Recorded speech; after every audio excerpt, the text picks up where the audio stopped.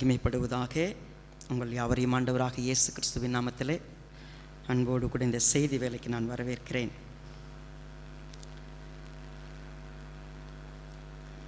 Blessing, ஆசீர்வாதத்தை பற்றி நாம் படிக்கிறோம்.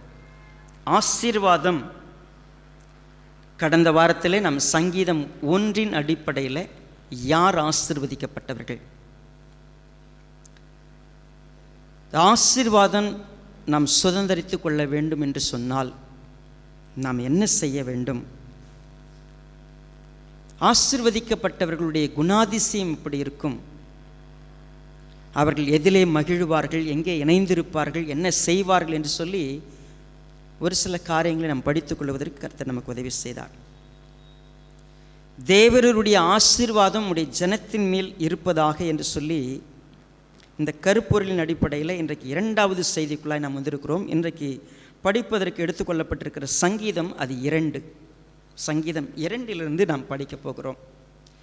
இந்த சங்கீதம் யார் எழுதினது என்று சொல்லி மேற்கோள் எதுவும் கொடுக்கப்படவில்லை. ஆனால் வேதாகமம் இதற்கு விளக்கம் கொடுக்கும் பொழுது அப்போஸ்தலர் 4வது அதிகாரத்தில் 25-26 வசனங்களில் நாம் என்ன பார்க்கிறோம், இது தாவீது எழுதின சங்கீதம் என்று குறிக்கப்பட்டிருக்கிறது. இந்த சங்கீதம் மேசியாவை குறித்ததான தீர்க்க தரிசன சங்கீதமாக பார்க்கப்படுகிறது. மேசியாவாகிய இயேசு கிறிஸ்துவை குறித்து முன்னறிவிக்கப்பட்ட செய்திகளில் முக்கியமான ஒரு பங்கை இந்த சங்கீதம் வகிக்கிறது. இந்த சங்கீதத்திலே முதல் 3 வசனங்களை நாம் கவனித்து பார்க்கும் பொழுது, ஜாதிகள் கொந்தளித்து ஜனங்கள் விருதா காரியத்தை சிந்திப்பானேன், கர்த்தருக்கு விரோதமாகவும் அவர் அபிஷேகம் பண்ணினவருக்கு விரோதமாகவும் பூமியின் ராஜாக்கள் எழும்பி நின்று அதிகாரிகள் ஏகமாய் ஆலோசனை பண்ணி அவர்கள் கட்டுகளை அறுத்து அவர்கள் கயிறுகளை நம்மை விட்டு எரிந்து போடுவோம் என்கிறார்கள். இந்த பகுதியை வாசிக்கும் பொழுது இது மேசியாவின் சங்கீதம் என்று சொல்லப்படும் பொழுது பொதுவாகவே ஒரு ஐடியாலஜி இருக்கிறது.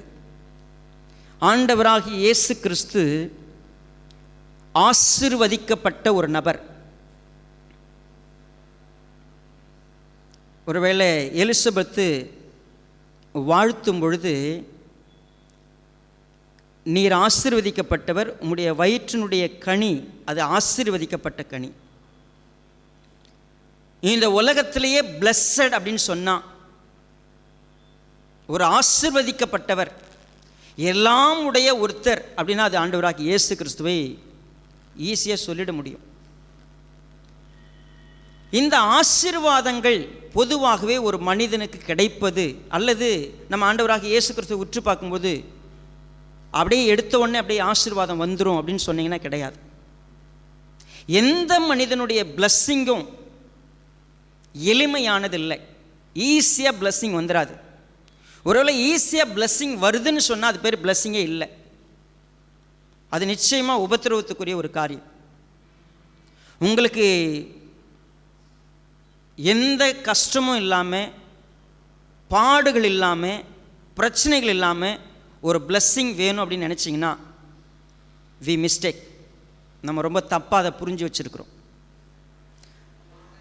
இது கர்த்தராகிய இயேசு கிறிஸ்துவை குறித்த சங்கீதம்னு சொல்லும்போது எடுத்த உடனே பூமியின் ராஜாக்கள் என்ன செய்கிறாங்களாம், கர்த்தருக்கு விரோதமாகவும் அவர் அபிஷேகம் பண்ணினவருக்கு விரோதமாகவும் எழும்புகிறார்கள் நம்ம படிக்கிறோம். கர்த்தர், இந்த அபிஷேகம் பண்ணப்பட்டவர் என்கிற வார்த்தை அனாயிண்டட். அனாயிண்டட் என்று சொன்னாலே கிறிஸ்துவை குறிக்கிற வார்த்தை.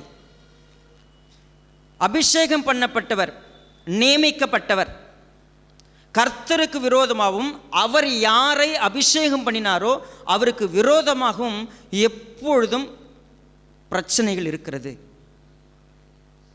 இப்போ நான் இயேசு கிறிஸ்து ரொம்ப ஆசீர்வதிக்கப்பட்டவர் நான் படிக்க போகிறேன் அப்படின்னா இயேசு கிறிஸ்து ஈஸியாக அந்த ஆசீர்வாதத்தை சுதந்திரிச்சிக்கல. அவர் பரிபூர்ணமுடையவர். ஒருவேளை அவர் தேவனுடைய ரூபம், தேவனுக்கு சமமானவர், பட் ஸ்டில் உலகத்துக்கு வரும்பொழுது அவர்கிட்ட சொன்னார், தேவன் சொன்னார். என்ன சொன்னார்? 8வது வசனத்தை பாருங்க. என்னை கேளும், அப்பொழுது ஜாதிகளை உமக்கு சுதந்திரமாகவும் பூமியின் எல்லைகளை உமக்கு சொந்தமாகவும் கொடுப்பேன். See, I will bless you with everything. இந்த உலகத்தில் எல்லாம் உனக்குரியதாக இருக்க போகிறது. You are going to be a blessed person. நீ ஆசீர்வதிக்கப்பட்டவராக இருக்க போறீங்க. பட் அது ஈஸியாக நடந்துடல. ஏன்னா குமாரன் இந்த பூமிக்கு வரும்பொழுது, அவர் குமாரனாய் மேசியாவாக இந்த உலகத்தில் வரும்பொழுது, he is going to face so many problems. அநேக சவால்களை அவர் எதிர்கொள்ள போகிறார். நீங்கள் ஒரு விஷயத்தை, இந்த வேதாகமத்தை நீங்கள் ஒருவேளை ஃபாலோ பண்ணுறீங்க, நீங்கள் படிக்கிறீங்க அப்படின்னு சொன்னால், we must basically understand, ஒரு விஷயத்தை புரிஞ்சுக்கணும். எந்த ஒரு ஆசீர்வாதத்துக்கு பின்னாலேயும் நிச்சயமாய் ஒரு பாடுகள் உண்டு, ஒரு பிரச்சனைகள் உண்டு, ஒரு போராட்டம் உண்டு. ஏன்னா எளிதாக நமக்கு ஆசீர்வாதங்கள் வந்து சேராது. ஏன் வந்து சேராது? எப்பொழுது பாவம் உலகத்தில் என்றாச்சோ, கர்த்தர் ஏதேன் தோட்டத்தில் ஆதாமும் ஏவாளையும் ஆசீர்வதித்தார். அந்த ஆசீர்வாதத்துக்கு அவங்க சொந்தக்காரராக இருக்கக்கூடாதுன்னு அங்கே ஒரு பிரச்சனை உண்டு. அந்த ஆசீர்வாதத்தை அவங்க இழந்தாங்க, மகிமை இழந்தாங்க, உரிமை இழந்தாங்க, எல்லாவற்றையும் இழந்து போனாங்க. நம்ம எல்லாருமே உயிரோடவே இருக்கிறதுக்காகவே படைக்கப்பட்டவங்க, மரிக்கிறதுக்காக படைக்கப்படலை. நம்ம எதையும் இழக்கிறதுக்காக படைக்கப்படலை. வருத்தம், கண்ணீர், கவலை, துன்பம், துக்கத்தோடு வாழணும்னா படைக்கப்படவே இல்லை. That was not in a purpose of God. தேவன்ட்டு அந்த திட்டமே அவர் விருப்பத்தில் இல்லை. நாம் சம்பாதிச்சிட்டோம். அப்போ சம்பாதிச்ச அந்த விஷயத்தை கவனித்து பார்த்தா, அந்த ஆசீர்வாதத்தை சுதந்திரிக்கிறதுக்கு அதற்கு பின்னால் மிகப்பெரிய ஒரு போராட்டம் இருக்கிறது. ஆண்டவராக இயேசு கிறிஸ்துவுக்கு விரோதமாக இந்த மூன்று வசனத்தில் கொஞ்சம் கவனித்து பார்த்தீங்கன்னா என்ன சொல்லுகிறார்? முதலாவது, விரோதம் இருக்க போகிறது. இரண்டாவது, பூமியின் ராஜாக்கள் எழும்ப போகிறார்கள். மூன்றாவது, ஏகமாய் ஆலோசனை பண்ண போகிறார்கள். நான்காவது, நாங்கள் அவருடைய கட்டுகளை அறுத்து போடுவோம், எரிந்து போடுவோம், அது எங்களுக்கு, அதை விட்டு நாங்கள் விலகி போவோம்னு சொல்கிறாங்க. இது எதை குறிக்கிறது? so many struggles. there are, உண்மையாகவே மிகப்பெரிய ஒரு போராட்டம் இருக்க போகிறது.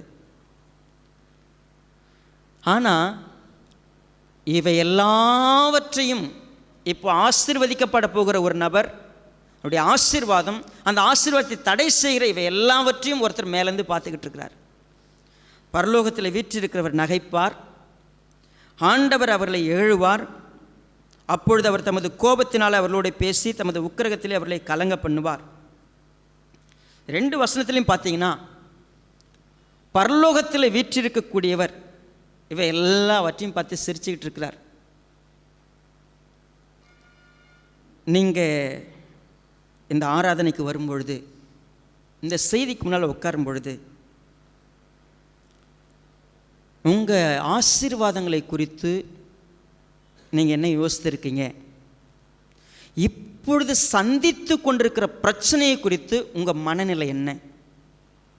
உங்கள் தனிப்பட்ட வாழ்க்கை, உங்கள் குடும்பம், உங்களுடைய சூழ்நிலை எல்லாத்தையும் கவனித்து பார்த்தீங்கன்னா, பொருளாதார நெருக்கடி, குடும்பத்தில் ஏற்பட்டிருக்கக்கூடிய உறவு ரீதியான பிரச்சனை, சமுதாய ரீதியான ஒரு சில பிரச்சனை, வேலை ஸ்தலத்தில் இருக்கக்கூடிய பிரச்சனைகள், ஒவ்வொரு நாளும் சவால் தான் இந்த வாழ்க்கை.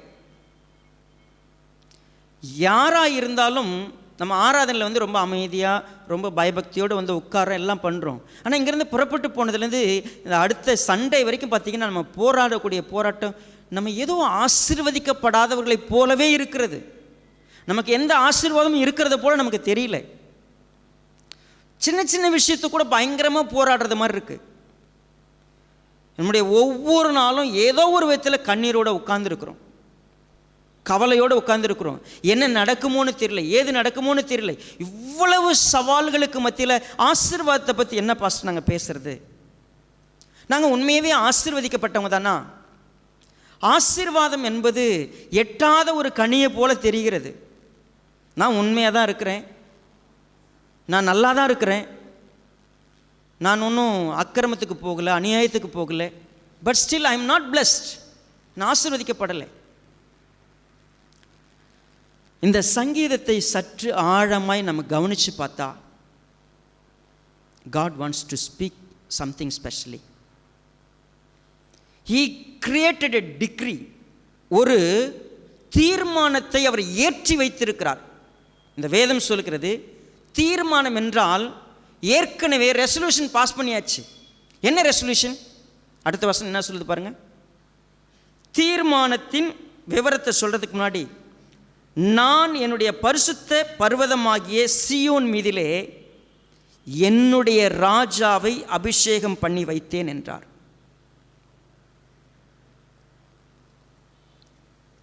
பூமியின் ராஜாக்கள் எழும்புகிறார்கள், ஜாதிகள் கொந்தளிக்கிறார்கள், ஜனங்கள் விருதாக எல்லா காரியத்தையும் சிந்தித்து செய்கிறார்கள். ஆனால் நான் ஒன்று சொல்லட்டுமா? என் ராஜாவை நான் அபிஷேகம் பண்ணி வைத்திருக்கிறேன், எஸ்டாப்ளிஷ் பண்ணியிருக்கிறேன், நிலைநிறுத்தியிருக்கிறேன். என் ராஜாவை நான் ஏற்படுத்தி வைத்திருக்கிறேன். தீர்மானத்தின் விவரத்தை சொல்லட்டுமா? என்ன தீர்மானம் அது? கர்த்தர் என்னை நோக்கி, நீர் என்னுடைய குமாரன், இன்று நான் உம்மை ஜெனிப்பித்தேன், என்னை கேளும், அப்பொழுது ஜாதிகளை உமக்கு சுதந்திரமாகவும் பூமியின் எல்லைகளை உமக்கு சொந்தமாகவும் கொடுப்பேன்.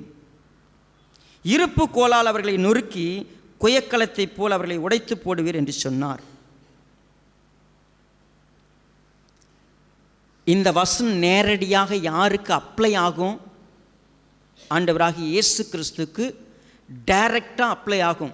ஆனால் இந்த சங்கீதத்தை எழுதினது யாரு? தாவீது எழுதினார். தாவீது எழுதினார். இதை யார் வாசிக்கிறா? நீங்களும் நானும் வாசித்துக்கிட்டு இருக்கிறோம்.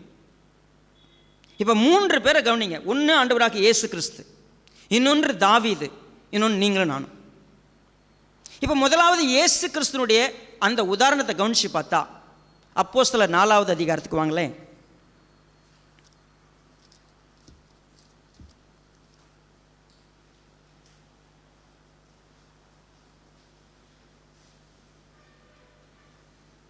இருபத்தி 5வது வசனத்தை பாருங்கள். புறஜாதிகள் கொந்தளித்து ஜனங்கள் விருதா காரியங்களை சிந்திப்பானேன் என்றும், கர்த்தருக்கு விரோதமாகவும் அவருடைய கிறிஸ்துக்கு விரோதமாகவும் பூமியின் ராஜாக்கள் எழும்பி நின்று அதிகாரிகள் ஏகமாய் கூட்டம் கூடினார்கள் என்றும் தேவரீர் உம்முடைய தாசனாகிய தாவீதின் வாக்கினாலே உரைத்தீரே. அந்தப்படி உம்முடைய கரமும் உம்முடைய ஆலோசனையும் முன்குறித்தவைகள் யாவையும் செய்யும்படி ஏரோதும் பொந்தி பிலாத்துவும் புறஜாதிகளோடும் இஸ்ரவேல் ஜனங்களோடும் கூட நீர் அபிஷேகம் பண்ணின உம்முடைய பரிசுத்த பிள்ளையாகி இயேசுவுக்கு விரோதமாய் மெய்யாகவே கூட்டம் கூடினார்கள்.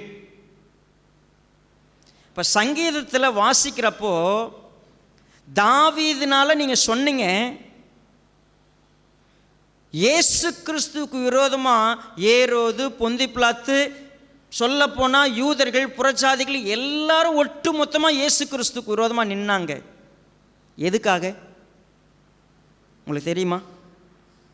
தேவனுடைய திட்டம் நடக்கக்கூடாதுன்னு நின்னாங்க. இயேசு கிறிஸ்து இந்த உலகத்துக்கு மீட்பை கொடுக்கணும்னு வந்தார். ஆனால் அவங்க அவர் வந்த நோக்கம் நிறைவேற்றக்கூடாதுன்னு சொல்லி எதிர்த்து நின்னாங்க.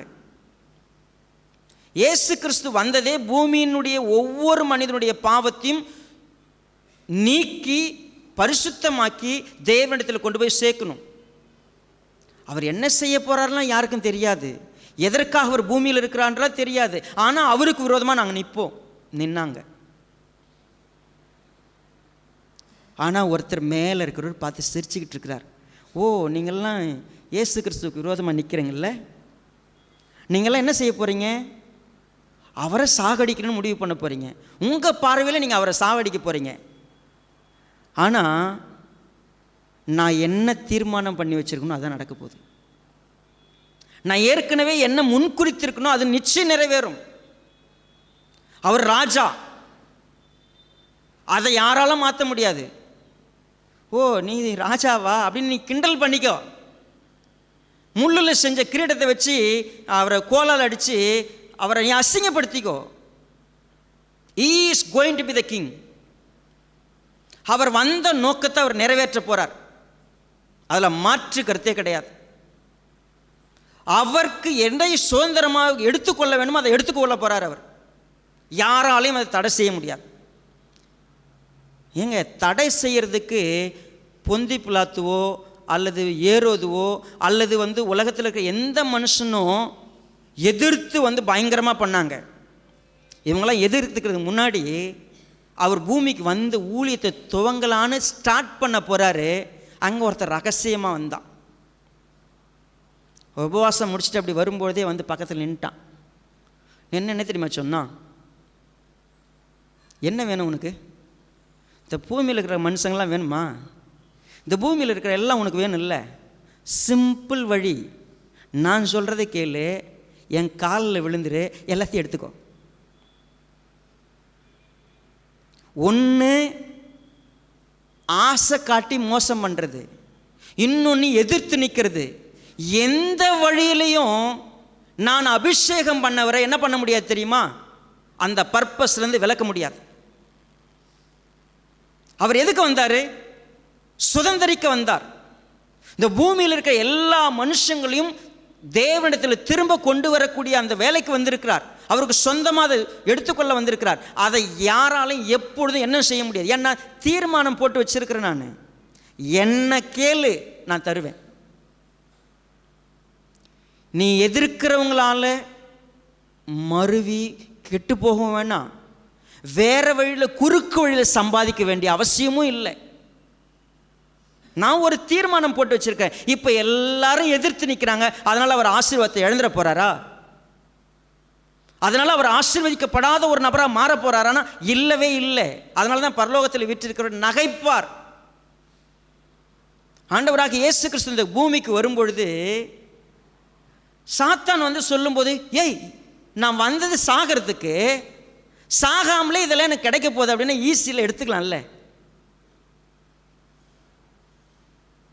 ஈஸியாக கிடைக்குதுன்னா அப்படி போயிடுவோம் அப்படின்னு போகிறதுக்கு அவர் கர்த்தரை அறியாத ஒரு நபர் இல்லை, அவருடைய திட்டத்தை அறியாத ஒரு நபர் இல்லை, முடிவை அறியாத ஒரு நபர் இல்லை. உங்களுக்கு ஒன்று தெரியுங்களா? நாம் எல்லாரும் செய்கிற தப்பு என்ன தெரியுமா? இந்த பூமியில் இருக்கக்கூடிய ஆசீர்வாதங்களையும் எதையோ அடைவதற்கு ஒருத்தரை எங்கே பிடிச்சிக்கணுமோ, யாரை கேட்கணுமோ, யார் கூட இருக்கணுமோ அவரை விட்டுட்டு, அவருடைய தீர்மானத்தை விட்டுட்டு, அவருடைய தெளிவை விட்டுட்டு நம்ம விருப்பத்துக்கு ஓடி ஓடி ஓடி ஓடி எதெல்லாம் அடையணும்னு நினைக்கிறோமோ அடையிற அத்தனையும் சாபமாக மாறி போய் நிற்கும். நாம் பிரயாசப்படுறோம் தெரியுமா? நமக்கு ஒன்று வேணும்னு நினைக்கிறேன் தெரியுமா? நாம ஓடி சம்பாதிக்கிற எல்லாமே ஒரு நாள் சாபமாக தான் நிற்கும். ஏன்னா தேவன் போட்டு வச்ச ஒரு திட்டம் ஒன்று இருக்குது. என்னை கேளும், நான் என்ன உனக்கு வச்சிருக்கேன்னு நான் சொல்கிறேன். நீ அவரை கேட்குறதே இல்லை. அவர் உனக்கு என்ன வச்சிருக்கிறாருன்னு என்னைக்கா கேட்டிருக்கிறோமா? அவர் நமக்கு என்ன திட்டம் வச்சிருக்கிறார், என்ன ஆசீர்வாதம் வச்சிருக்கிறார், நமக்கு என்ன கொடுக்க போகிறாருன்னு எதுவுமே தெரியறதில்லை நமக்கு.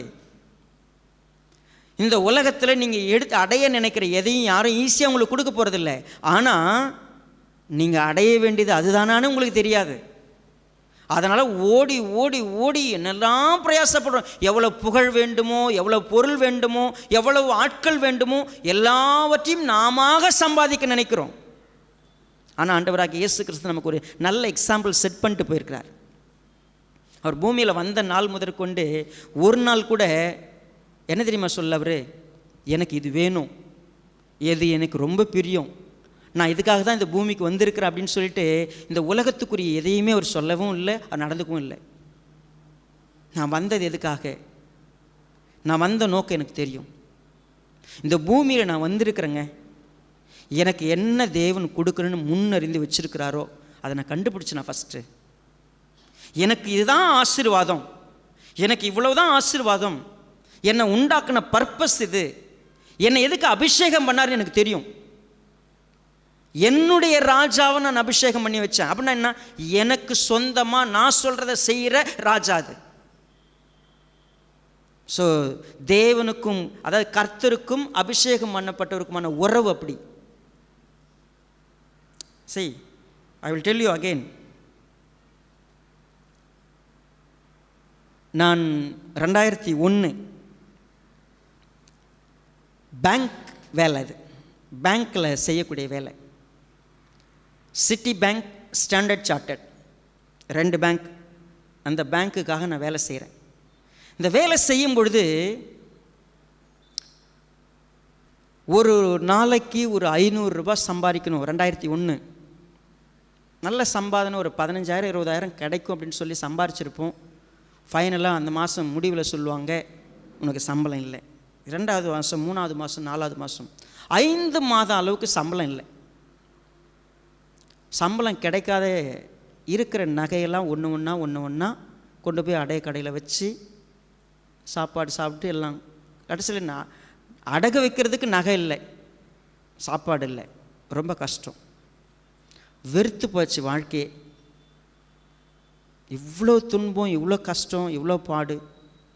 Okay, will shift. சென்னையிலேருந்து பெங்களூருக்கு போயாச்சு.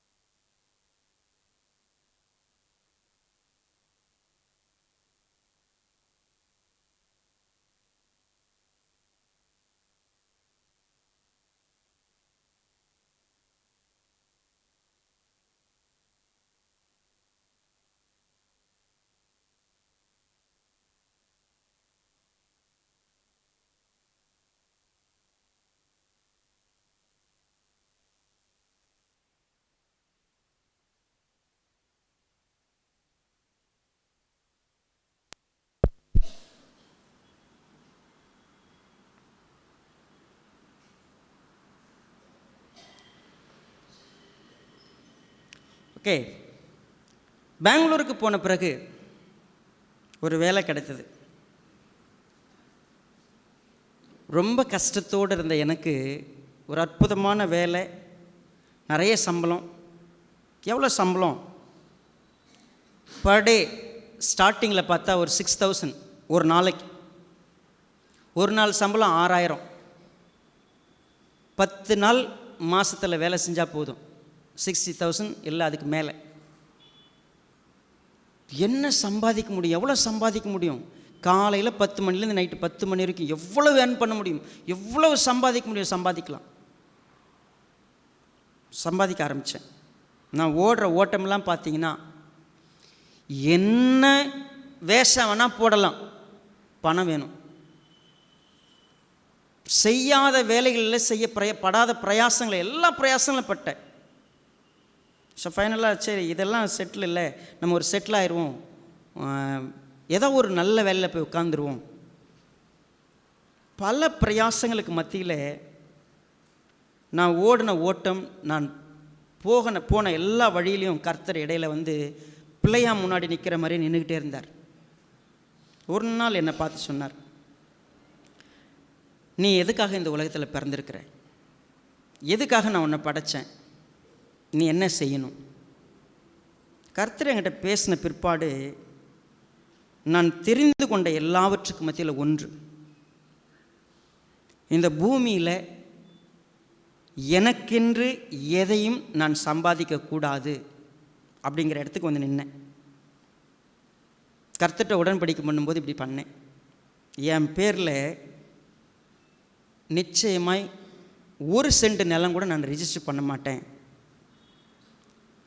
எனக்குன்னு நான் வீடு கட்ட மாட்டேன், எனக்குன்னு நான் சேர்த்து வைக்க மாட்டேன். எல்லாம் உமக்காக என்ன செய்யணும் அப்படி. உங்களுக்கு தெரியுங்களா, கர்த்தர் என்னை அழைத்து கொண்டு வந்த பிற்பாடு அவருக்காக நான் என்னுடைய பேரில் ஒரு நிலம் வாங்கப்பட்டது. நான் தான் சைன் பண்ணேன். செல்வராஜா எவ்வளோக்கு அதை விற்றோம்? 1 கோடி ரூபாய். நான் ஏன் இதை உங்களுக்கு சொல்கிறேன் அப்படின்னா, என்னுடைய வாழ்க்கையில் எனக்கு எதுவுமே இல்லைன்னு சொல்லும் பொழுது இப்போ இன்னொரு நிலம் வாங்குகிறோம்.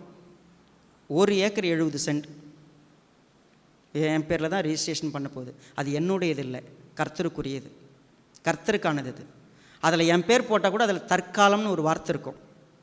நான் சொந்தமாக விற்றுற முடியாது, சொந்தமாக எடுத்து என் வீட்டுக்கு எடுத்துக்க முடியாது. ஆனால் என் பேரில் தான் ரெஜிஸ்டர் ஆக போகுது. எதை சம்பாதிக்க நான் வந்தேன் அப்படின்னு கேட்டிங்கன்னா, எதையும் சம்பாதிக்கல. எல்லாவற்றை தாண்டி ஒரு விஷயம், இங்கே இருக்கக்கூடிய ஒவ்வொரு ஆத்துமாவுடைய தூதனாக நான் நிற்பதற்கு கர்த்தர் என்னை அபிஷேகம் பண்ணியிருக்கிறாருன்னு 18 வருஷத்துக்கு முன்னாடி எனக்கு தெரிஞ்சிச்சு. அன்றிலிருந்து நான் சம்பாதித்து கொண்டிருப்பதெல்லாம் என்ன தெரியுங்களா? ஆத்துமாக்களை சம்பாதித்து கொண்டிருக்கிறேன். என் வாழ்க்கையில் எனக்கு உறவுகளை சம்பாதித்து கொண்டிருக்கிறேன். என்னோடு கூட பரலோகத்தில் இருக்க போகிற ஒவ்வொருத்தரையும் நான் சம்பாதிச்சுக்கிட்டு இருக்கிறேன். நீங்கள் என்னைக்காவது கர்த்தர்கிட்ட உட்காந்து என்ன பர்பஸுக்குங்க என்ன நீங்கள் படைச்சிங்க, எனக்கு நீங்கள் என்ன வச்சிருக்கிறீங்க, நான் எதை தேடணும், நான் எதை அடையணும், எனக்கு சொல்லிக் கொடுங்க நீங்கள் கேட்டிங்கன்னா, நான் ஓடிக்கொண்டிருந்த பணம், புகழ், பெரும் இது எதுவுமே இல்லை. இதை தாண்டி ராஜ்யத்துக்குரிய ஒரு மகனாக என்னை நிறுத்தி வைத்திருக்கிறாருன்னு சொல்லும் பொழுது, நான் இந்த சங்கீதம் 18 வருஷத்துக்கு முன்னாடி படித்தேன். அன்னைக்கு எனக்கு புரிஞ்சதெல்லாம் அந்த விரோதங்கிற வார்த்தை, ஒரு சில விஷயங்கள். 18 வருஷம் கழிச்சு இன்றைக்கி நான் இதை படிக்கிறேன். ஆண்டவராகி இயேசு கிறிஸ்து ஆசீர்வதிக்கப்பட்டவர்னு சொல்லும் பொழுது, அவருக்கு விரோதமாய் கூட்டம் கூடின எல்லாரையும் தாண்டி அவர் வெற்றி சிறந்தார். அவர் எதை அடைய வேண்டுமோ அதை அடைந்தார். அந்த மகிமையை தேவன் அவருக்கு கொடுத்தார். பூமியில் இருக்கிற அவ்வளவு பேரும் அவருடைய இரத்தத்தினால மீட்கப்படுவதற்கான சகல உரிமையும் உடையவராய் அவர் இருக்கிறார். அந்த உரிமைக்கு சொந்தக்காரராக அவர் அபிஷேகம் பட்டதுக்கு தன்னை பரிபூர்ணமாய் ஒப்பு கொடுத்தார். சரி, இதை கிறிஸ்துவோடு ஒப்பிட்டு விட்டேன். தாவீதை எடுத்துங்க. தாவீது இந்த சங்கீதம் 2, 3, 4 இதெல்லாம் நீங்கள் படிச்சிங்கன்னா, 3வது சங்கீதத்தினுடைய முதல் அடைப்புக்குறியில் அந்த இருக்கக்கூடிய அந்த விஷயத்தை நீங்கள் கவனிச்சு பாருங்கள். அப்சுலமுக்கு தப்பி ஓடும்பொழுது நீங்கள் இந்த வேத பகுதியை படிச்சிங்கன்னா, தாவீது ராஜாவா இல்லாதபடிக்கு அவனை அங்கிருந்து எடுக்கிறதுக்கு ஒருத்தர் 2 பேர் இல்லைங்க, எத்தனை ராஜாக்கள் கூட்டம் கூடினார்கள். சொந்த மகன் எழும்பினான். சவுல் சும்மா இருக்கவில்லை. ஒருவரும் அவன், அதாவது தாவீது நீ ராஜாவா இருந்துருன்னு சொல்றதுக்கு அங்கே சான்ஸ் ரொம்ப கம்மி. ஆனால் என்னை ராஜாவா யார் ஏற்படுத்தினது? கரவல் ஆடுகள் பின்பதாக சுற்றி கொண்டிருந்த ஒருவனை அழைத்து இஸ்ரவேலுடைய மந்தைக்கு மேய்ப்பனாக்குகிற ஒரு திட்டம். யாருடைய திட்டம்? தேவனுடைய திட்டம். நீங்களும் நானும் எங்கேயோ ஒரு கரவல் ஆடு முன்னால் எங்கேயோ ஒரு மூலையில் சுற்றிக்கிட்டு இருப்போம். இன்னைக்கு நமக்கு தெரியுமா தேவன் நம்மளை எதுக்காக இந்த பூமியில் படைச்சார், என்ன கொண்டு வந்து என்ன செய்ய போகிறார்? என்ன வயசு வேணா இருக்கட்டும் உங்களுக்கு, இன்றைக்கி 60 வயசாக கூட நீங்கள் இருங்க, 60 வருஷமாக தெரில, நீங்கள் ஆண்டவர்கிட்ட கேட்பீங்களா, என்னை கொண்டு இந்த பூமியில் ஏதோ ஒன்று செய்ய போகிறீங்க, எனக்குன்னு ஒரு ஆசீர்வாதம் வச்சுருக்கிறீங்க, நான் இவ்வளோ நாள் தேடினது ஓடினதெல்லாம் இருக்கட்டும், எனக்கு நான் அதை அடைய முடியாதபடிக்கு அநேக தடைகள். அதுக்கு முதல் தடையை நான் தான். ஏன்னா தேவன்கிட்ட போய் என்னை கேளுன்னு அவர் சொல்லி வச்சுக்கிறாரு. நான் அவர்கிட்ட கேட்கவே இல்லை. என்னை அபிஷேகம் பண்ணார், என்னை ஏற்படுத்தினார், என்னை உருவாக்குனார், எல்லாம் பண்ணார். நான் அவர்கிட்ட போய் இது வரைக்கும் கேட்கல. நான் இன்றைக்கி கேட்குறேன். நீங்கள் கேட்டு பாருங்களேன். ஏற்கனவே உங்களுக்காக போட்டு வச்சுக்கிற தீர்மான புஸ்தகத்தில் பேப்பரை திறந்து காட்டுவார். மகனே மகளே, உனக்காக நான் இதை தான் வச்சுருக்கிறேன். எனக்கு திறந்து காட்டினாருங்க. நான் இன்றைக்கி இப்படி நிற்கிறேன்.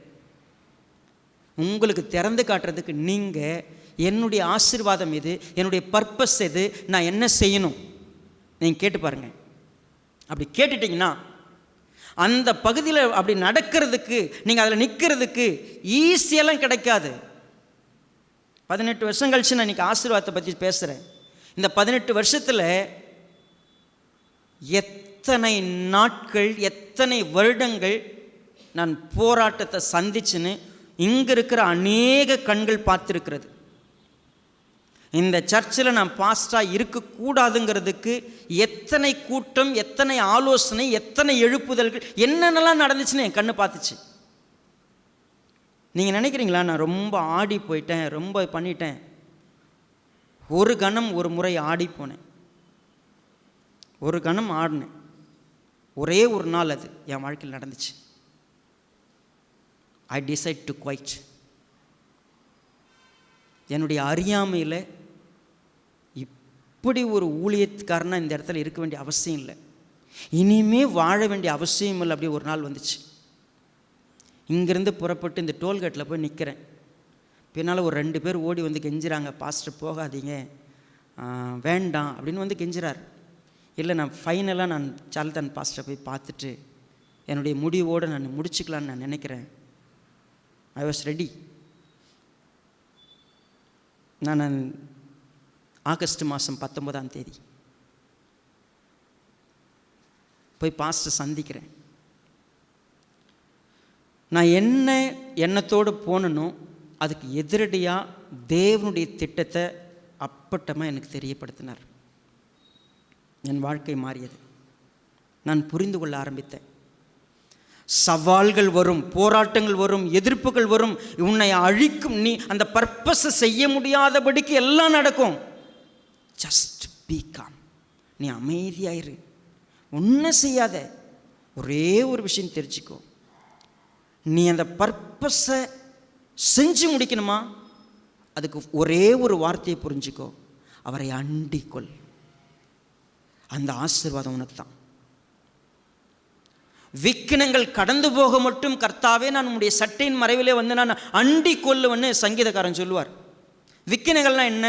எல்லா போராட்டமும் வரட்டும், ஒரு மிகப்பெரிய அக்கினி சூழ்ந்திருக்கிறது, நான் ஒரு தாய் கோழியினுடைய அந்த இரவுக்குள்ளே போய் அப்படியே ஒட்டிக்கிட்டு இருந்தேன்னா அந்த கோழியே அறிஞ்சாலும் உள்ளே இருக்கிற அந்த குஞ்சு பாதுகாக்கப்படுதில்லை. அதுபோல் விக்கினங்கள் என்னை சுற்றி வருகிறது, நான் உள்ளே அண்டி கொள்ளுகிறேன். அதனால தான் இந்த சங்கீதத்தில் நம்ம வாசிக்கிற மனப்பாட வசனம், கர்த்தரை அண்டிக் கொள்ளுகிறவன் பாக்கியவன். இந்த சங்கீதம் அப்படி தான் முடிக்கப்படுது. அது என்ன கர்த்தரை அண்டிக் கொள்ளுகிறவன்?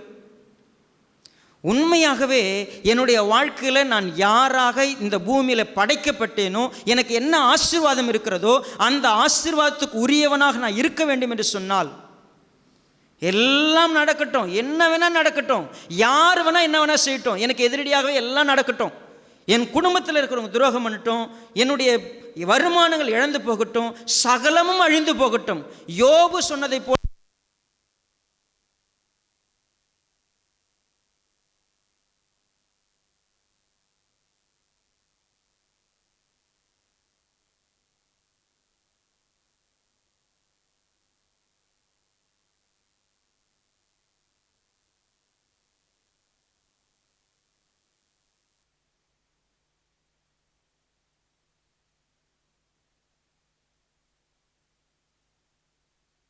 எடுக்க முடியாது.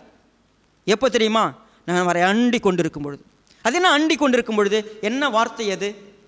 நான் அவரை நம்பி கொண்டிருக்கும் பொழுது, நான் அவரை நம்பும் பொழுது. சங்கீதக்காரன் தன்னுடைய சங்கீதங்களை எப்போ பெண் வச்சாலும் ஒரு வார்த்தையை சேர்த்துருவார், I trust in the Lord. நான் கர்த்தரை நம்பி கொண்டிருக்கிறேன், நான் கர்த்தரை நம்பி கொண்டிருக்கிறேன். என் வாழ்க்கையில் இன்றைக்கு அந்த ஆசீர்வாதங்கள் கண்ணு கெட்டாத தூரத்தில் இருக்கிறது, காணல் நிறை போல இருக்கிறது, எனக்கு புரிய முடியாத தூரத்தில் இருக்கிறது, என்னால் ஆசீர்வாதத்தையே பார்க்க முடியல. ஒருவேளை நீங்கள் அப்படி திங்க் பண்ணுறீங்களா? எந்த நன்மையும் என் வாழ்க்கையில் இல்லை, கண்ணீரும் கவலையோடும் துக்கத்தோடும் வேதனையோடும் நான் நின்றுட்டு இருக்கிறேன், எனக்கு யார் உதவுவா? நீங்கள் என்ன தெரியுமா செய்கிறீங்க? ஆசீர்வாதங்களை அடைந்து கொள்வதற்கு உங்கள் சுய புத்தி மேலே சார்ந்திருக்கலாம். நீங்கள் குறுக்கு வழிகளில் போயிருக்கலாம், வஞ்சிக்கப்பட்ட ஒரு ஆவிகளுக்கு நீங்கள் செவி கொடுத்து உண்மையாகவே நீங்கள் உங்களுடைய சொந்த புத்தியில் போய் அதை அடைந்து கொள்ளலான்னு பார்க்குறீங்க. இல்லை, உங்களுக்குரிய தேவன் வச்சிருக்கிறார், தீர்மானம் போட்டு வச்சிருக்கிறார். நீங்கள் அவர்கிட்ட கேட்கல, நீங்கள் அவருக்காக காத்திருக்கல, நீங்கள் அவரை மட்டும் நம்பலை.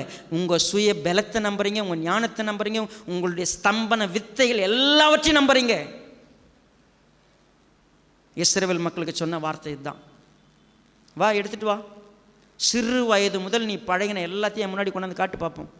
எது உனக்கு சதமாக இருக்குன்னு நினைக்கிற? என்ன எகிப்தை நம்ப பார்க்குறியா? அசிரியன் நம்ப பார்க்குறியா?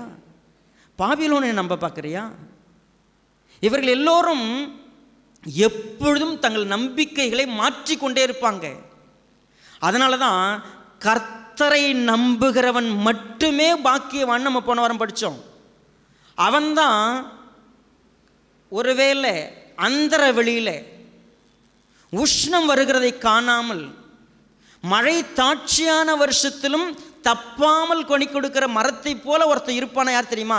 கர்த்தரை மட்டும் நம்புறவங்க. தன் புத்தி இல்லை, தன் அனுபவத்தை இல்லை, தன் அறிவை இல்லை, தன்னுடைய எல்லா விதமான குறுக்கு வழிகள் இல்லை. அதனால தான் தாவீது நமக்கு ஒரு உதாரணமாக முன்வைக்கப்பட்டிருக்கிற. என்ன தெரியுமா? அவனுக்கு விரோதமாக ஏற்படுத்தப்பட்ட எல்லா திட்டங்களையும் அவன் முறியடித்து அவன் ராஜாவாய் வீற்றிருந்தான். என்னதுக்கு தாவீதை பற்றி நமக்கு ஒரு பெரிய பாடத்தை வேதாகமத்தில் வச்சிருக்கிறாரு. அவனுக்கு ஏற்பட்ட சஞ்சலங்கள், உபத்திரவங்கள், போராட்டங்களுக்கு மத்தியில் அவன் கர்த்தரை நம்புகிறவனாக இருந்தான். பரலோகத்தில் இருக்கிற சிரிச்சுக்கிட்டு இருக்கிறார். நீங்கள் இப்போ போயிட்டு இருக்கிற பிரச்சனை இல்லை, நீங்கள் யாராக இருக்கிறீங்க, உங்கள் எதிராக இருக்கிறவங்களாம் என்னெல்லாம் பண்ணிட்டு இருக்கிறாரு அவர் பார்த்துக்கிட்டு தானே இருக்கிறாரு. உங்களுக்கு இருக்கிற சூழ்நிலை அவருக்கு தெரியாதுன்னு நினைக்கிறீங்களா? அது தெரியாத நம்ம என்ன செய்கிறோம்? கர்த்தருக்கு கண் இல்லையா? எவ்வளோ நாள் தான் நான் பொறுத்திருப்பேன், எது வரைக்கும் கர்த்தாவே, எது வரைக்கும் கர்த்தாவே, நான் எப்படி ஆண்டவரை போயிட்டுருக்கிறேன். இந்த புலம்பலெல்லாம் பைபிள் இருக்கும்பொழுது ஒரு விஷயம் தெரிஞ்சுக்கணும். அப்படி பேசினவங்கெல்லாம் ஒரு நாள் முடிவுக்கு வந்துட்டாங்க, என் அறிவில்லாத சூழ்நிலை அப்படி பேசிட்டாண்டவரே, புத்தி கட்டு பேசிட்டேன். உங்களை நம்ப நம்ம வெட்கப்பட்டே போகிறதில்ல. நீங்கள் என்ன சொல்கிறீங்களோ அதான் நிலை நிற்கும், நீங்கள் என்ன திட்டம் போகிறீங்களோ அதான் நடக்கும். நான் புரிஞ்சுக்கிட்டேன். என் வாழ்க்கையில் இன்றைக்கி போயிட்டுருக்கிற இந்த பாதையில் பல புயல்கள் இருக்குது. ஆனால் ஒன்று தெரியும், நீங்கள் போட்ட தீர்மானம் நடக்குன்னு எனக்கு தெரியும். நான் உங்களுக்காக உங்ககிட்ட கேட்பேன், நீங்கள் கொடுக்குறத வாங்கிப்பேன். உங்ககிட்ட நான் எப்படி தெரியுமா இருப்பேன்? நான் என்ன செய்வேன் தெரியுமா? அவர் சொல்கிறார் பாருங்கள், 11வது வசனத்தில் கொடுக்கப்பட்ட ஆலோசனை பாருங்கள். பயத்துடனே கர்த்தரை சேவியுங்கள், நடுக்கத்துடனே களி கூறுங்கள். ரொம்ப முக்கியமான ஒரு விஷயத்தை நமக்கு கொடுக்குறார். நீங்கள் கர்த்தருக்கு பயப்படுங்க, உங்கள் பிரச்சனைக்கு பயப்படாதீங்க. இன்றைக்கி நீங்கள் எந்த சூழ்நிலையை கடந்து போகிறீங்களோ அதை பார்த்துலாம் பயந்துடாதீங்க. உங்கள் விசுவாசம் உங்களை விட்டு போயிடும், உங்கள் நம்பிக்கை உங்களை விட்டு போயிடும். நீங்கள் கர்த்தரை முழுசாக நம்புங்க, நீங்கள் அவருக்கு மட்டும் பயப்படுங்க. உங்களுடைய லைஃப்பில் ரொம்ப முக்கியமாக ஒரு விஷயத்தை நீங்கள் உற்று பார்த்து கிறிஸ்துக்கிட்ட கற்றுக்கலாம் அப்படின்னு சொன்னால், கிறிஸ்துவானவருக்கு கொடுக்கப்பட்ட ஒரு விஷயம் என்ன? அவர் இந்த பூமிக்கு வந்து ராஜாவாக வருவார். அவர் வரும்போது நியாய தீர்ப்பு செய்கிறார். அவர் வரும்போது இஸ் கோயிங் டு ஜட்ஜ். ஏன்னா நியாய தீர்ப்பு செய்கிற அதிகாரம் முழுவதையும் பிதாவானவரே செய்யாமல் யார்கிட்ட கொடுத்துருக்கிறாரா? குமார்கிட்ட கொடுத்துருக்கிறார். ஒரு நாள் பரலோகத்தில் ஒரு சத்தம் உண்டாகும். என்ன சத்தம் உண்டாகும்? வெளிப்படுத்தின விசேஷத்தில் அதை வாசிக்கலாமா? 11வது அதிகாரம்.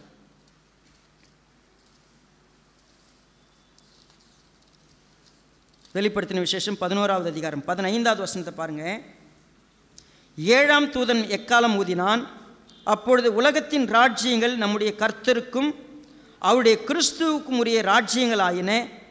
அவர் சதா காலங்களும் ராஜ்யபாரம் பண்ணுவார் என்னும் கம்பீர சத்தங்கள் வானத்தில் உண்டாயின. அப்பொழுது தேவனுக்கு முன்பாக தங்கள் சிங்காசனின் மேல் உட்கார்ந்திருந்த 24 மூப்பர்களும் முகம் குப்புற விழுந்து, இருக்கிறவரும் இருந்தவரும் வருகிறவருமாகிய சர்வ வல்லமுள்ள கர்த்தராகிய தேவனே, உம்மை ஸ்தோத்திரிக்கிறோம். தேவரீர் உமது மகா வல்லமை கொண்டு ஒரு நாள் இது நடக்கும். அப்போது அவருடைய ஆசீர்வாதம் என்ன? He can rule as he wish. அவருக்கு எல்லாம் கொடுக்கப்படும். அதில் நீங்களும் நானும் அவருடைய அரசவையில் அவரோடு கூட இருப்போம், அரசாளுவோம்னு சொல்லப்பட்டிருக்குது. நாம் எல்லாம் ஆசீர்வதிக்கப்பட்டவங்க. இந்த பூமிக்குரிய விஷயங்கள் எது கிடைக்கும் கிடைக்காது அதெல்லாம் இல்லை. சோறு கிடைக்குது, சோறு கிடைக்கல, வீடு கிடைக்குது, வீடு கிடைக்கல, இந்த பூமியில் எது கிடைக்குது கிடைக்கல அதெல்லாம் கவலையே படாதீங்க. உங்களுக்கு இந்த பூமியில் இருக்கிற வரைக்கும் எதை கொடுக்கணுமோ அதை உங்களை விட்டு ஆண்டவர் ஒருபொழுதும் விலைக்கு தூக்கிப்பட மாட்டார். ஒரு வேளை விலக்குகிறார் என்று சொன்னால் நீங்கள் புரிந்து கொள்ள வேண்டியவர்களை புரிந்து கொள்வதற்கு அவர் உதவி செய்கிறார். உங்கள்கிட்ட ஒன்றை எடுக்கிறாரு, உங்களுக்கு கொஞ்சம் ஒரு சில பிரச்சனைகள் இருக்குது, அதுவே ஆசீர்வாதம். ஏன் தெரியுமா? நீங்கள் அப்போ தான் அவரை அண்டிக்குப்பீங்க, அப்போ தான் அவரை புரிஞ்சுப்பீங்க, அவருடைய திட்டம் தெரியும். என் வாழ்க்கையில் தேவனுடைய திட்டம் தெரிகிறதுக்கு என்கிட்ட ஒரு பெரிய விஷயத்தை எடுத்தார். என்கிட்ட எடுத்தப்போ தான் அவருடைய திட்டம் எனக்கு என்னென்னு தெரிய ஆரம்பிச்சிச்சு. இன்றைக்கி நீங்கள் கடந்து போகிற பாதையில் ஒரு வேளை நீங்கள் சவாலில் இருக்கீங்களா, தேவன் அவருடைய திட்டத்தை உங்களுக்கு சொல்ல விரும்புகிறார். நீங்கள் உட்காந்து கேளுங்க, நீங்கள் அவரை நம்புங்க. ஒரு விஷயம் தெளிவாக இருக்குது, அவர் அரசால போகிறார். அந்த அரசாங்கத்தில் நீங்களும் நானும் மகிழ்ச்சியோடு பங்கெடுக்க போகிறோம். நீங்களும் நானும் ஆசீர்வதிக்கப்பட்டவங்க. நம்ம அவரை அண்டிக் கொள்வதற்கு, அவரையே நம்பி இருக்கிறதுக்கு தீர்மானம் பண்ணுவோம். அந்த தீர்மானம் தான் இன்றைக்கி உங்களையும் என்னையும் முழு நம்பிக்கையோடு வச்சுருக்க போகுது. தயவு செய்து இன்றைக்கி உங்கள் பிரச்சனைகளை பார்த்து சோர்ந்து போயோ தோண்டு போயோ என்னுடைய வாழ்க்கையில் இப்படி இருக்குது அப்படின்னு கலங்கியே உட்காராதீங்க. ஏன்னா அந்த பிரச்சனைகள் கூட உங்ககிட்ட ஒரு செய்தியை சொல்லிக்கிட்டு இருக்கோம். நீ உண்டாக்குன நோக்கத்தை கண்டுபிடிச்சிட்டியா? உனக்கு என்ன வழி வச்சிருக்கிறாருன்னு உனக்கு தெரியுமா? உனக்கு என்ன ஆசீர்வாதம்னு உனக்கு தெரியுமா? இது எல்லாத்தையும் தாண்டி நிலையான ஒரு ஆசீர்வாதத்தை உனக்கு வச்சிருக்கிறார், நித்திய வீட்டில் வச்சிருக்கிறார். நீ கலங்க தேவையில்லை, நீ துவண்டு போக தேவையில்லை. உனக்கு முழுமையாக நீ என்ன கேளு, நான் தீர்மானத்தினுடைய விவரத்தையே உனக்கு சொல்லுவேன். நீ என்ன கேளு, நான் உனக்கு என்ன செய்வேன்னு செய்வேன். எனக்கு அருமையான தேவனுடைய பிள்ளைய, உங்கள் நம்பிக்கையில் மட்டும் ஒரு நாளும் மனுஷ பலத்தை நம்பிடாதீங்க, பணத்தை நம்பிடாதீங்க, உங்களை சுற்றி இருக்கிற மனுஷங்களை நம்பிடாதீங்க, யாரையும் நம்பாதீங்க, உங்களை நீங்கள் நம்பாதீங்க. என் நினைவில் எப்பொழுதும் சின்ன வயசில் படித்த பாட்டு தான் இது. எனக்கு எப்பொழுதும் அதை நான் மனசில் வச்சு தான் நான் எழுதின பாட்டில் இந்த வரியை சேர்த்தேன். உன்னை நீ நம்பாதே, எப்பொருளை நம்பாதே, தன்னை பலியிட்டு. அந்த பாட்டில் கவனித்து பார்த்தீங்கன்னா, தரணி மீட்ட இயேசு கிறிஸ்துவை மட்டும் நீ நம்பு. உலகத்தில் யார் உன்னை, அதான் சொன்னேன், என்னையை நான் நம்பாத என்னைக்கு நான் கர்த்தரை நம்புறணும், என் விசுவாசமும் நம்பிக்கை உண்மையாக இருக்கும். ஏன்னா நானே நேற்று இருந்த மாதிரி இன்றைக்கி கிடையாது, நான் மாறிக்கிட்டே இருப்பேன். எனக்கு நானே தீமை செய்வேன், ஆனால் எனக்கு தீமை செய்யாத ஒருத்தர் இருக்கிறார், அவரை நான் முழுசாக நம்புகிறேன். ப்ளீஸ், கர்த்தர் இன்றைக்கி நம்மக்கிட்ட ஒரு விஷயம் சொல்கிறார். தாவீதை பார், ஆண்டவராகிய இயேசு கிறிஸ்துவை பார், இந்த ரெண்டு உதாரணத்தையும் கவனிச்சுப்பார். அந்த ஆசீர்வாதங்கள் உனக்கு சொந்தமாக இருக்கணும்னா நீ முழு நம்பிக்கையோட பயத்தோட கர்த்தரை சேவிக்கிறதுக்கு பார். கர்த்தர் பெரிய காரியங்களை செய்வார். கண்களை மூடி நம்ம ஜெபம் பண்ணுவோம்.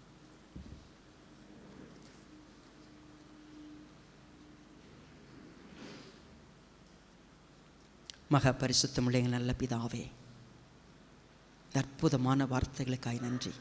நாங்கள் கலங்கி தான் இந்த இடத்துக்கு வந்தோம், குழப்பத்தோடு வந்தோம். எவ்வளவு சவால்கள் எங்கள் வாழ்க்கையில் நாங்கள் கடந்து போகிறோம். பணம் வருது, மக்கள் இருக்கிறாங்க, எத்தனையோ சூழ்நிலைகள் எல்லாம் இருக்குது. ஆனால் நிமிஷ பொருளை எல்லாம் மாறுது, எங்களால் யாரையும் நம்ப முடியாது. ஆனால் எங்கள் ஆண்டவராகிய இயேசு கிறிஸ்து, தாவீது, இவங்க ரெண்டு பேருடைய உதாரணத்தையும் எங்களுக்கு வச்சு நான் எல்லாவற்றையும் பார்த்துக்கிட்டு இருக்கிறேன். உனக்கு விரோதமாக எழும்புகிற, உன்னை அந்த ஆசீர்வாதத்தை அடைய முடியாதபடிக்கு விலக்கி வைக்கக்கூடிய எல்லா சவால்களையும் நான் பார்த்துக்கிட்டு இருக்கிறேன். நான் நகைச்சிக்கிட்டு இருக்கிறேன். நான் கோபப்பட்டா உன்னுடைய பிரச்சனைகள்லாம் ஒரு நிமிஷத்தில் அதமாகி போயிடும். செய்ய வேண்டியது ஒன்று, நீ என்னை நம்பு. இதுதானே கர்த்தாவே நீங்கள் எங்ககிட்ட சொல்கிற பாடம். எங்கள் நம்பிக்கை உங்கள் மேலே இருக்கும்போது நாங்கள் ஆசீர்வதிக்கப்பட்டவர்கள். எங்கள் ஆசீர்வாதத்தை எங்கிட்ட யாராலையும் திருட முடியாது, யாராலையும் கெடுத்து போட முடியாது. நாங்கள் அதை புரிஞ்சிக்க எங்களுக்கு உதவி செய்யுங்க. உடைய வார்த்தை எங்களை தொடர்ந்து நடத்திட்டோம். இன்றைக்கு முழுவதுமாக நாங்களுடைய பாதபடியில் உட்கார போகிறோம். எங்களுக்கு உதவி செய்யுங்கப்பா. உடைய வார்த்தை எங்களை நிரப்பட்டோம். நாங்கள் எங்கள் சொந்த புத்திக்கோ எங்கள் செயல்களுக்கோ இடம் கொடுக்காம உடைய வார்த்தைகளை கேட்பதில் ஆர்வம் காட்ட உதவி செய்யுங்க. உடைய மகிமையின் கரங்களை ஆளுகை செய்ய தாழ்த்துக்கிறோம். எல்லாவற்றையும் உடைய மகிமைக்காய் ஒப்பு கொடுத்து இயேசு ராஜாவை நாமத்தில் நன்றியோடு ஜெபிக்கிறோம் நல்ல பிதாவே. ஆமென். நம்ம